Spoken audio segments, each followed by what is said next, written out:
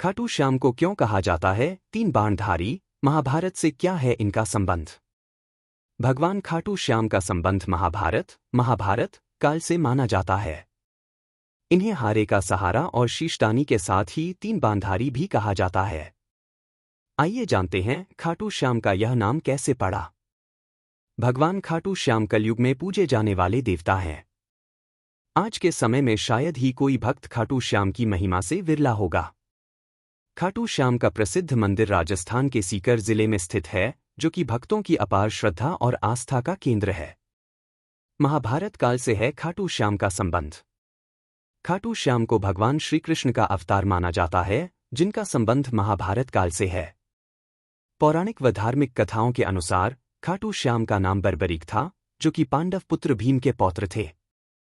इन्हें हारे का सहारा, शीशदानी, मोरवी नंदन, खाटू श्याम और तीन बाणधारी जैसे नामों से जाना जाता है। भगवान के इन्हीं नामों से भक्त जयकारा भी लगाते हैं। खाटू श्याम कैसे कहलाएं तीन बाणधारी? बर्बरीक को ऐसा वरदान प्राप्त था कि वो जिस पक्ष की ओर से लड़ेंगे, जीत उसी की होगी। लेकिन बर्बरीक ने अपनी मां को वचन दिया था कि महाभारत युद्ध में वो उसी पक्ष का साथ देंगे जो हारेगा। बर्बरीक के पास ऐसे तीन अभेद्य बाण थे जो कि पूरी सेना का विनाश कर वापस तरकश में आ सकते हैं। ये तीन अभेद्य बाण बर्बरीक को भगवान शिव से मिले थे। इसलिए खाटू श्याम जी को तीन बाणधारी भी कहा जाता है। इन बाणों में इतनी शक्ति थी कि यदि बर्बरीक इनका प्रयोग महाभारत युद्ध के दौरान करते तो पूरा युद्ध केवल इन तीन बाणों से ही खत्म किया जा सकता था। वहीं भगवान श्री कृष्ण को तो पहले से ही युद्ध का परिणाम ज्ञात था। उन्हें यह भी मालूम था कि युद्ध का कमजोर पक्ष कौरव है।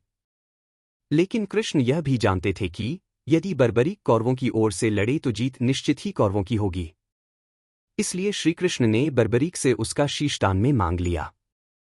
बर्बरीक ने भी क्षण भर में ही अपना शीश श्री कृष्ण को दान कर दिया। लेकिन बर्बरीक ने श्री कृष्ण से कहा कि वह महाभारत का युद्ध देखना चाहते हैं। ऐसे में कृष्ण ने बर्बरीक के सिर को एक ऊंचे स्थान पर रख दिया। शीशदान करने के कारण ही इन्हें शीशदानी भी कहा जाता है। बर्बरीक की भक्ति देख श्री कृष्ण प्रसन्न हुए और उन्हें वरदान दिया कि तुम कलयुग में मेरे नाम से पूजे जाओगे।